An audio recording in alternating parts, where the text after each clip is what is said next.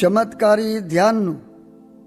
સ્વામિનારાયણ હરે સંવત 1882 મહાવદી એકાદશીને દિવસ સ્વામી શ્રી સહજાનંદજી મહારાજ શ્રી અમદાવાદ મધ્યે શ્રી નરનારાયણના મંદિરમાં આથમણી કોરે મુખારવિંદ કરીને વિરાજમાન હતા અને સર્વ શ્વેત વસ્ત્ર ધારણ કર્યા હતા ને કંઠને વિશે ગુલાબના પુષ્પના હાર વિરાજમાન હતા ને કાનની ઉપર ગુલાબના પુષ્પના ગુચ્છ વિરાજમાન હતા અને પાગને વિશે ગુલાબના પુષ્પના તોરા વિરાજમાન હતા અને પોતાના મુખારવિંદની આગળ મુનિ તથા દેશ દેશના હરિભક્તની સભા ભરાઈને બેઠી હતી.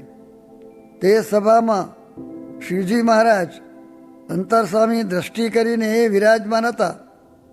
પછી નેત્રકમરને ઉઘાડીને સર્વે સામું જોયું. પછી એમ બોલ્યા છે, અમારે એક ધ્યાનના અંગની વાર્તા કરવી છે. તે વાર્તા મોક્ષ ધર્મને વિશે પણ કહી છે અને જે મોટા મોટા એ ધ્યાને કરીને સિદ્ધ દશાને પામ્યા છે તે પણ અમે ઘણા દીઠા છે અને અમારા પણ અનુભવમાં એમ વર્તે છે. જે અનંત પ્રકારના ધ્યાન છે, પણ જે આ વાત કહેવી છે તેની બરોબર બીજું કોઈ ધ્યાન થાય નહીં. જેમ કોઈ ચમત્કારી મંત્ર હોય અથવા ચમત્કારી ઔષધિ હોય તેમાં સ્વાભાવિક જ ચમત્કાર રહ્યો છે, તેમ જે આ ધ્યાન અમારે કહેવું છે તે ધ્યાનમાં પણ એવો સ્વાભાવિક ચમત્કાર છે જે તત્કાર સિદ્ધ દશાને પામી જાય. હવે તે વાર્તા કરીએ જ છીએ. એ જે ધ્યાનનો કરનારો છે તેને જમણા નેત્રમાં સૂર્યનું ધ્યાન કરવું ને ડાબા નેત્રમાં ચંદ્રનું ધ્યાન કરવું. એવી રીતે ધ્યાન કરતાં કરતાં સૂર્ય અને ચંદ્રમાં જેવા આકાશમાં છે તેવા ને તેવા જ નેત્રમાં દેખાવા માંડે. ત્યારે જમણું નેત્ર છે તે તપવા માંડે ને ડાબું નેત્ર છે તે ઠરવા માંડે. ત્યારે સૂર્યની ધારણા ડાબા નેત્રમાં કરવી ને ચંદ્રની ધારણા જમણા નેત્રમાં કરવી. એવી રીતે ધારણા કરીને પછી સૂર્યને ને ચંદ્રને અંતરદ્રષ્ટિ કરીને હૃદાકાશમાં જોયા કરવા અને જોનારો જે પોતાનો જીવ તેના રૂપને પણ દેખવું અને દેખનારો જે જીવાત્મા તેને વિશે પરમાત્માનું ધ્યાન કરવું. પછી તેનું જે વાસનાલિંગ દેહ છે તે જેમ રેટનો ફારકો ફરે તેમ આકાશને વિશે ફરતું જણાય. પછી એવી રીતે ધ્યાન કરતા થકા ભગવાનનું જે વિશ્વરૂપ છે તેનું દર્શન તેને થાય છે અને તે રૂપને વિશે 14 લોકની રચના છે તે દેખાઈ આવે છે અને તે સ્વરૂપ અતિશય મોટું પણ નથી દેખાતું. જેમ વટપત્રશાહી ભગવાન એક વડના પત્રમાં નાના બાળક થઈને પડ્યા હતા અને તે જ ભગવાનના ઉદરને વિશે માર્કંડેય ઋષિએ સમગ્ર બ્રહ્માંડ દીઠું. એવી રીતે ભગવાનનું ધ્યાન કરતા થકા જેટલા કંઈ શાસ્ત્રમાં પદાર્થ કયા છે તે સર્વે એની દૃષ્ટિમાં આવે છે. ત્યારે એના જીવાત્માને વિશે જે કાંઈક નાસ્તિક ભાગ રહ્યો હોય તે મટી જાય છે અને તેનો જીવ અતિબરિયો થાય છે અને જે શાસ્ત્રમાં કહ્યું છે તે સર્વે સત્ય છે એવી એને દ્રઢ પ્રતીતિ આવે છે. અને અણિમાદિક અષ્ટસિદ્ધિઓ તે પણ એ ધ્યાનના કરનારાને આવીને હાજર થાય છે અને જ્યાં લગણ સૂર્યની અને ચંદ્રની કિરણ પહોંચતી હોય ત્યાં લગી તેની દ્રષ્ટિ પહોંચે એવી અનંત સિદ્ધિઓ પ્રગટે છે. પણ પરમેશ્વરનો ભક્ત છે માટે કોઈ સિદ્ધિઓને ગ્રહણ કરતો નથી. કેવળ પરમેશ્વરનું ધ્યાન કરે છે. ત્યારે એ ધ્યાનનો કરનારો નારદ સનકાદિક શુકજીના સરખી સિદ્ધ દશાને પામે છે. માટે અનંત પ્રકારના ધ્યાન છે, પણ તત્કાર સિદ્ધ દશાને પમાડે એવું તો એ જ ધ્યાન છે. એટલી વાર્તા કરી રહ્યા ત્યારે મુક્તાનંદ સ્વામીએ પૂછ્યું છે, એવું ધ્યાન તે અષ્ટાંગ યોગને માર્ગે કરીને પ્રાણાયામ કરતો હોય તેને સિદ્ધ થાય છે કે બીજાને પણ થાય છે? ત્યારે શ્રીજી મહારાજ બોલ્યા છે, પ્રાણાયામવાળાનો કાંઈ મેર નથી. એ તો જો એવા ધ્યાનનો અભ્યાસ કરે ને તે પરમેશ્વરનો એકાંતિક ભક્ત હોય તો તેને જ ધ્યાન સિદ્ધ થાય છે. પણ બીજા જીવ થકી તો એ માર્ગને વિશે ચલાતું જ નથી. માટે એ ધ્યાનના જે અધિકારી છે તેને તો કહ્યું એવું જે એ ધ્યાન તે થકી બીજો તત્કાર સિદ્ધ થયાનો ઉપાય નથી. ઇતિ વચનામૃતમ. એવી રીતે અમદાવાદ પ્રકરણનું પહેલું વચનામૃત. સ્મૃતિ સહિત અને સ્મૃતિ રહિતમાં કેમ ભેદ છે? તો જેમ ભર્યું માણસ ને ઠાલું માણસ, ભર્યું ગાડું ને ઠાલું ગાડું, તેમ તેનું ચાલવું, બોલવું, જોવું, સાંભળવું, ખાવું ઇત્યાદિ ક્રિયામાં ભેદ છે.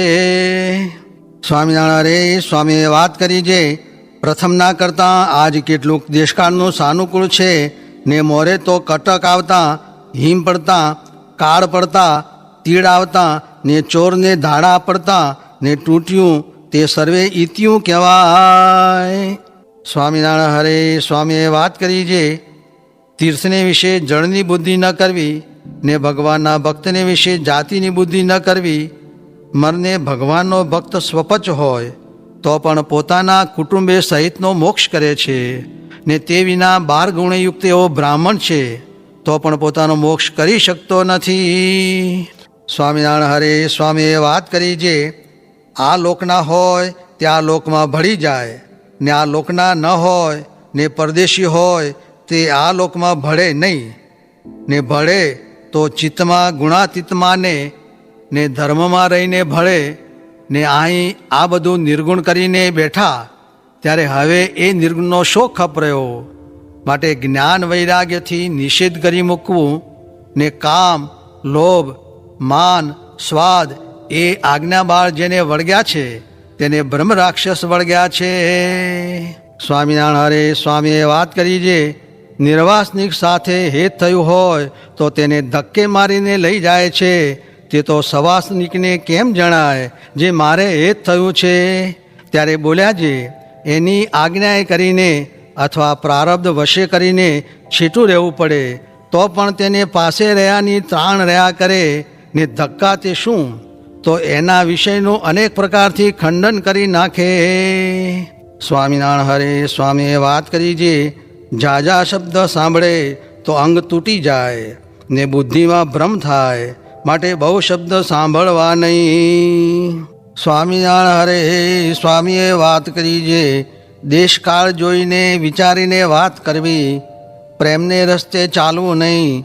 તે ઉપર પોતાની વાત કરી છે, મારામાં બહુ પ્રેમ હતો તેથી પ્રાગજીની પેઠે વાત કર્યા વિના રહેવાય નહીં. તે ઉપરથી કૃપાનંદ સ્વામી કહેતા છે, તમને તો ગુરુ કરશું. ત્યારે મેં કહ્યું છે, મારો શો વાંક છે? ત્યારે કૃપાનંદ સ્વામીએ કહ્યું છે, તમારા લક્ષણ ગુરુ થાઓ તેવા છે.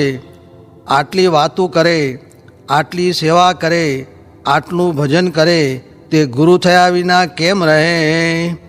પછી કેટલેક દિવસે મહારાજે મુને બોલાવીને સર્વેની આગળ મુક્તાનંદ સ્વામીના ખોળામાં બેસાડીને કહ્યું છે, આપણે જીવોના કલ્યાણ અર્થે આવ્યા છીએ, માટે મંડળ બાંધી વાતું કરો ને સાધુ તો 5 રાખીએ.